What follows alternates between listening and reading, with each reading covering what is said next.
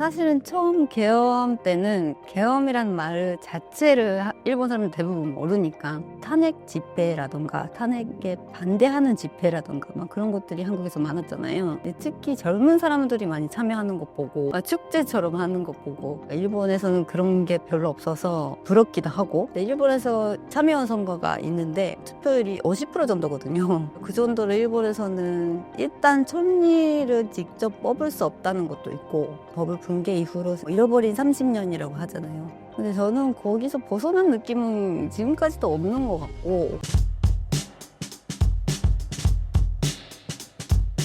안녕하세요. 나리카와라고 합니다. 저는 일본에서 아사히신문에서 9년 동안 기자로 일을 하다가 2017년에 한국에 와서 동국대학교 대학원에서 한국 영화를 배우면서 프리랜서로 활동하고 있습니다. 프리랜서로는 집필, 강연, 방송 출연 같은 걸 하고 있고, 최근에 지극히 사적인 일본이라는 책을 냈습니다. 네, 잘 부탁드리겠습니다. 최근 대한민국의 계엄령부터 대선까지 일본의 실제 반응은 어떤가요? 사실은 처음 계엄 때는 계엄이라는 말 자체를 일본 사람들 대부분 모르니까 무슨 일인지 모르고, 예를 들어서 아사히신문 서울 지국장 같은 경우에는 계엄이라는 단어를 찾았대요. 그러니까 계엄에 자기가 알고 있는 단어 외에 다른 뜻이 있나라고 생각했을 정도로 계엄 자체가 믿을 수가 없었고, 저도 당황스럽긴 했는데, 하나는 일본에서는 윤석열 대통령이 좀 평가가 높았거든요. 그래서 더 당황스러웠던 것도 있는 것 같고, 그 이후로는 제가 조금 놀랐던 거는 윤석열 대통령 파면 이후에 일본에서 아야는 계속 한국에 있어도 괜찮냐고 막 물어보는 사람들이 많은 거예요. 그래서 처음에 무슨 뜻이지 하고 막 몰랐는데, 알고 보니까 이재명 대통령이 되면 반일 정부가 들어설 것이다 라는 걸 일본에서 좀 경계를 했던 것 같아요. 막상 대통령이 되면서부터는 그런 불안한 상황 지금까지 없고 좀 가라앉은 것 같은데, 일본 쪽에서 먼저 경계를 하는 것 같더라고요. 이게 조금 오해가 많은 것 같긴 한데, 민주당에 대한 오해인 것 같아요. 민주당이 반일이다라는 좀 그런 인식이 있는 것 같아요. 일본인들이 사회 문제에 대처하는 방식은 어떤가요? 그래서 일본에서 좀 이번에 주목 많이 받았던 거는 탄핵 집회라던가 탄핵에 반대하는 집회라던가 막 그런 것들이 한국에서 많았잖아요. 특히 젊은 사람들이 많이 참여하는 것 보고, 케이팝 아이돌도 나오고 축제처럼 하는 것 보고, 일본에서는 그런 게 별로 없어서 좀 부럽기도 하고, 그런 것들도 많이 화제가 됐었는데, 일본에서는 시위 같은 게 있어도 약간 규모가 한국보다는 작고, 또 좀 보시면 나이 드신 분들이 많아요. 그러니까 일본에서는 안보 투쟁이라든가 학생운동 같은 거는 6, 70년대 활발하게 했었는데, 아직도 그 세대가 계속하고 있는 느낌? 그리고 한 6, 70대?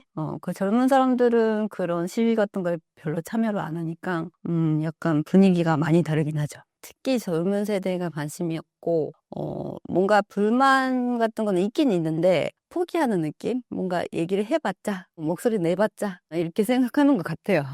일본과 비교했을 때 정치 참여에 있어 대한민국 국민이 가지는 특징은 무엇인가요? 모든 면에서 한국 분들은 의견을 표현하는 것 같아요. 불만이든 뭐든. 예를 들어서 선거도 그렇고, 최근에 그 대선 때 투표율이 80% 가까이 됐었거든요. 근데 일본에서 참여원 선거가 있는데, 참여원 선거 보면 투표율이 50% 정도거든요. 그 정도로 일본에서는 일단 총리를 직접 뽑을 수 없다는 것도 있고, 그러니까 한국은 대통령 직접 뽑을 수 있잖아요. 그러니까 그런 차이도 있어서 전체 관심 갖기가 그런 분위기가 별로 없는 것 같아요. 예를 들어서 그 재무성을 해체하라라는 시위가 있긴 있었는데, 작년 말부터 올해 걸쳐서 있었는데, 세금은 많이 내는데 국민들이 돌려받는 게 너무 없다, 아마 그런 식으로 불만을 가진 사람들이 있는 것 같아요. 그래서 그게 꼭 재무서운 책임은 아닌 것 같지만, 그러니까 타깃을 삼고 반대 시위 같은 거를 했었는데, 그렇게 대중적으로 크게 공감받고 막 그런 것 같진 않아요. 그러니까 시위가 있긴 있는데 좀 그게 효과적으로 뭔가 바뀌거나 막 그런 거는 별로 없는 것 같아요. 일본이 시위하는 방식은 어떤가요? 간판 같은 거 막 들고 소리 지르고 확성기 같은 걸로 외치고 막 그런 거는 있는데, 한국처럼 이렇게 콘서트처럼 노래하고 그런 즐거운 분위기는 별로 못 본 것 같아요. 이러한 국민성이 한국의 민주주의 발전에 이바지한 걸까요? 그렇죠. 저는 2017년에 아사심 그만두고 한국에 대학원 왔는데, 유학 왔는데, 그래서 2016년 가을쯤에 대학원 시험 때문에 왔었거든요. 근데 그때가 딱 그날이, 시험 봤던 그날이 촛불 100만 명 처음 모였던 그 날이었어요. 그래서 그러면서 좀 처음에는 그냥 시청 근처로 갔었는데, 너무 사람이 많아서 좀 무서워서 호텔에 들어가서 TV로 봤는데, 근데 TV에서 자꾸 얘기하는 게 30년 만에 100만 명 모였다, 막 이런 식으로 보도를 하는 거예요. 그래서 30년 전에 뭐가 있었지? 라고 생각하니까 6월 민주항쟁이라는 게 있었고, 그게 1987년에 대통령 선거 직선제를 쟁취한 거잖아요. 그런 역사가 있어서 또 그때 촛불시위로 박근혜 정권 탄핵시키고 막 그런 것도 계속 젊은 세대가 30년 만에 다시 계승하고 선거원 체험을 다시 하는 거잖아요. 그런 것들이 일본에는 너무 부족한 것 같아요. 안보 투쟁이라던가 막 그런 것들이 저희 같은 세대는 그 부모님 세대인데 실패로 끝난 느낌이거든요. 그래서 뭐 그런 운동한 역사는 있는데 성공한 적이 없다. 그런 느낌이 있어요, 일본은. 최근 일본의 정치 상황은 어떤가요? 그래서 이게 한국에서 보면 계속 일본 사람들은 자민당을 이렇게 지지한다라고 볼 것 같던데, 실제로는 그렇게 적극적으로 지지하는 건 아닌데 대신 할 만한 야당이 없다는 거거든요. 그래서 소극적으로 결국 자민당이 된다는 느낌이고, 그래서 자민당이 그렇게 인기가 있는 건 아닌데, 제일 큰 계기가 아마도 저는 2008년에 아사시민에 입사했지만 2009년 선거 때 민주당이 정권 잡았거든요. 진짜 오랜만에. 거의 자민당이 계속 정권 잡았었는데, 그래서 그때는 기대가 컸어요. 민주당이 좀 뭔가 바꿀 수 있지 않을까라고 기대하고 투표했는데, 그 다음에 좀 운이 안 좋았던 거는 2011년에 동일본 대지진이 일어나면서 원전 사고도 있었고, 그러니까 뭔가 대처를 잘 못한 느낌이었고, 근데 그게 뭐 자민당이었으면 잘 대처했는지는 모르겠는데 결국은 뭐 자민당이 낫다 그런 걸로 된 것 같아요. 일본 경제 상황은 어떤가요? 경제 상황은 1990년 버블 붕괴 이후로 잃어버린 30년이라고 하잖아요. 근데 저는 거기서 벗어난 느낌은 지금까지도 없는 것 같고, 계속 침체가 계속 되고 있는 것 같은데, 그게 결국은 저출산 고령화 문제가 계속 되면서 활기를 잃어가고 있는데, 지금 경제가 앞으로 발전한다거나 막 그런 기대감은 별로 없고, 제일 나쁜 일본이 침몰하고 막 그런 걸 좀 어떻게든 피해야지. 그 정도인 것 같아요. 한국인들이 일본의 정치 상황에 대해 잘못 알고 있는 것이 있을까요? 한국에서 보면 일본 정부의 뭐 반침 같은 건 되게 외교적인 면만 보게 되는데, 일본 사람들이 그렇게 외교에 관심이 있는 게 아니라 거의 견제죠. 견제적으로 안정적인 그런 자민당 지지하는 거고, 그렇게 외교적으로 예를 들어서 뭐 헌법 개정이라던가 막 그런 거에 관심이 있는 사람 그렇게 많지는 않고, 그래서 일본 사람들이 그 자민당이 일본 사람들의 대표처럼 느껴지지만 지지하는 이유는 좀 한국 사람들이 생각하는 거랑 좀 다른 것 같아요. 일본인과 한국인의 대화법에서 가장 큰 차이점은 무엇인가요? 기본적으로 한국 분들은 직설적으로 얘기를 하는데 일본 사람들은 대부분은 돌려서 얘기하는 경향이 많거든요. 그래서 약간 한국 사람 보기에는 일본 사람 무슨 말을 하고 싶은지 좀 알기 어려우실 거예요. 근데 이게 책에다 쓰긴 썼는데, 저는 오사카 출신이고 오사카 사람들은 또 직설적으로 얘기를 해요. 그러니까 오사카 사람은 제일 한국 사람이랑 비슷한 것 같고, 그러니까 오사카 사람 입장에서는 다른 일본 사람이 뭐라고 하고 싶은지 이해하기 힘든 면이 있거든요. 그러니까 좀 일본은 지역마다 많이 다르긴 한데, 돌려서 얘기하는 거는 배려심이기도 하거든요. 그러니까 뭐 상처 주지 않기 위해서, 분위기를 유지하기 위해서 그런 거긴 한데, 저는 오래 한국에 살다 보니까 조금 그런 게 귀찮긴 해요. 그러니까 상대방이 어떻게 생각하지? 뭐 그런 거 생각하면서 대화하는 게 좀 피곤하고 솔직하게 얘기하는 게 더 편하긴 한데, 근데 한국에서는 저도 처음에는 너무 직설적으로 얘기를 하니까 상처받기도 했어요. 그래서 남편은 제가 너무 세졌다고 그래요. 일본인들이 한국에 대해 이해 못하는 점은 무엇이 있을까요? 그 일본은 여행 가시면 아시겠지만 그 서비스를 좀 되게 친절하게 하는 편이잖아요. 이게 공과사를 구별을 하는 것도 있고 해서 그러니까 한국에 와서 예를 들어서 뭐 편의점에서 알바생이 핸드폰으로 통화하면서 계산하고 막 그런 것들이 일본에서는 본 적이 없어서 일을 열심히 안 하는 것 같다. 그리고 서비스를 보면서 그런 걸 많이 얘기를 하고 그러니까 일본에서는 그 개인 핸드폰은 일하는 시간에 못 쓰거든요. 그래서 저는 반대로 한국 친구들이 저한테 왜 바로바로 답변을 안 보내냐고 불만을 많이 얘기하는데 일본에서는 일하는 시간에는 개인 핸드폰 못 쓰니까 끝나고 보게 되고 막 답변 보내고 그렇게 되는데 그런 차이가 좀 있더라고요. 기본적으로 예를 들어서 알바생 같으면 사물함에 핸드폰을 놓거나 아예 그렇게 들고 다니지는 않죠. 그 서비스 하면서. 그리고 아사히신문에서도 뭐 쓰게 하는 건 아니지만 기본적으로 회사 핸드폰이 있어서 일할 때는 회사 핸드폰으로 전화 받고 개인적인 거는 일단 안 보고 그런 식으로 해요.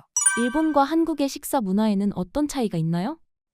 많이 있긴 한데, 일본 사람들은 혼자 밥 먹는 거에 익숙하거든요. 그래서 특히 점심 때 일본 사람들은 그냥 간단하게 샌드위치나 삼각김밥 같은 거를 편의점에서 사와서 혼자 먹거나 아니면 뭐 바쁘면 안 먹거나 막 그런 식인데 한국에서는 저도 놀랐던 거는 연구소 소속인데 연구소에서 점심 매번 같이 식당 가서 먹고 밥 먹고 나서 또 카페 가서 막 커피 마시고 막 그런 식으로 1시간 반 정도 쓰거든요. 그래서 일본에서는 점심은 뭔가 그냥 때우는 느낌? 일하면서 시간이 있으면 먹지만 없으면 안 먹고 막 그런 느낌이었는데 한국에서는 그 점심시간에 시간도 쓰고 돈도 쓰고 그 차이는 좀 큰 것 같아요. 혼밥은 한국에서는 되게 눈치 보이는 느낌. 지금은 혼밥 많이 한다고는 하지만 그래도 눈치 보이는 것 같고 또 식당 들어가서 혼자는 안 되는 식당도 있더라고요. 그러니까 일본 친구들이 여행 와서 혼자 먹고 싶은데 식당에서 혼자는 안 된다. 그래서 아쉬웠다는 얘기도 많이 하고. 일본에서 창업하는 비율이 적은 게 일본인의 안정적인 성격이랑 관련이 있을까요? 네, 일본 사람들은 그렇게 도전적이지 않은 것 같아요. 그 리스크가 있으면 되도록 피하고 확실히 뭐 예측 가능성이 있는 것만 하는 경우가 많거든요. 그래서 한국처럼 뭐 크게 잘 될 수도 있고 안 될 수도 있고 막 그런 거에 별로 도전을 안 해요. 예를 들어서 뭐 영화 제작도 그렇고 드라마도 그렇지만 한국에서는 약간 엄청 잘 될 때랑 뭐 실패할 때는 되게 크거든요. 그러니까 일본은 무난하게 그러니까 그 지금까지 만들었던 영화 드라마 참고하면서 비슷하게 너무 크게 실패하지 않게끔 만들거든요. 한국에서는 새로운 거, 막 새로운 도전 같은 거 많이 하니까 되게 재미있는 작품들이 많이 나오는 것 같은데, 그러니까 창업도 아마 일본에서는 되도록이면 그 회사 다니고 그 리스크를 개인적으로는 별로 피하고 싶어 하는 것 같아요. 일본에서는 그 별로 옛날부터 똑같은 방식의 비슷한 영화 드라마가 있긴 있는데 그런 거를 선호하는 사람도 있지만 뭐 약간 질린 사람들도 있잖아요. 한국에서는 뭐 되게 다양한 영화 드라마들이 나오니까 그런 거가 뭐 자극적이고 재밌어 하는 사람들도 많은 것 같아요. 한국의 문화가 일본에 퍼져나가게 된 이유가 무엇이라고 생각하세요? 그거는 처음 한류 붐은 뭐 겨울연가에서 시작했지만 그 이후로 지금 최근에 뭐 일본 제작자한테 물어보면 한국이 일단 제작 규모가 훨씬 일본보다 크고 할 수 있는 것도 많은 거죠. 한국이 훨씬. 그래서 일본에서 작은 예산으로 만드는 것보다 훨씬 좀 도전적인 영화 드라마들이 많이 나와서 매력을 느끼는 것 같아요. 저는 처음 2002년에 한국에 유학 왔을 때 오아시스라는 이찬동 감독님 영화를 그때 극장 개봉했을 때였으니까 극장에서 봤는데 그 다음에 이찬동 감독님 영화를 좀 꼬꾸라됐지만 박하사탕을 보고 박하사탕 좀 현대사가 있잖아요. 5.18 내용이 있는데 그 영화가 계기가 돼서 현대사에도 관심을 갖게 되고 되게 좀 한국 영화에 빠지게 된 계기가 된 것 같아요. 일본인이 한국인과 처음 사귀면 놀라는 점은 무엇이 있나요? 저도 그랬고 아마 다른 일본 친구들도 비슷할 것 같은데 일단 연락하는 빈도가 너무 많아요.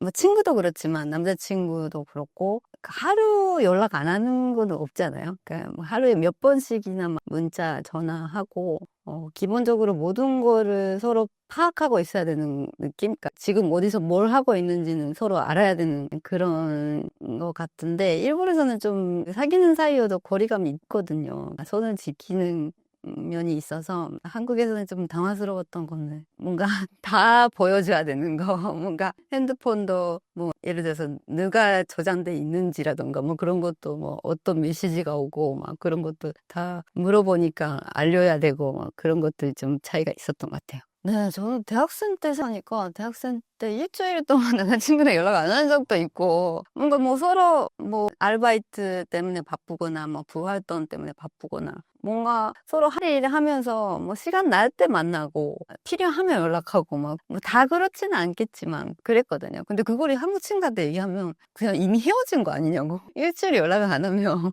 헤어진 거 아니냐고 그러더라고요. 그래서 제가 처음에 잘 몰랐던 거는 한국 남자친구 처음 사귀었을 때 남자친구가 좀 운동하는 친구였는데 그래서 좀 바빠서 저랑 이제 만날 수도 없고 연락도 그렇게 자주 못하는 상황이었는데 되게 미안해 하더라고요. 근데 저는 왜 미안한지 전혀 몰랐는데 나중에 생각하니까 한국에서 사귀면 되게 자주 만나고 연락하는 게 당연하니까 그렇지 못하면 되게 좀 너무 미안해서 사귀면 안 되는 것처럼 얘기를 하더라고요. 그러니까 뭔가 이렇게 미안한 상태로 계속 있으면 안 되는 것처럼. 일본은 각자 할 일을 하면서 맞는 시간에 만나고 막 그런 식이니까 많이 다른 것 같아요. 일본의 유토리 세대와 한국의 MZ세대는 비슷한가요? 실제로 비슷한 것 같은데 스트레스에 조금 약하고 회사에서도 너무 치열하게 경쟁하고 막 그런 걸 좀 피하려고 하는 느낌이 있거든요. 유토리 세대라는 게 일본에서는 유토리가 여유거든요.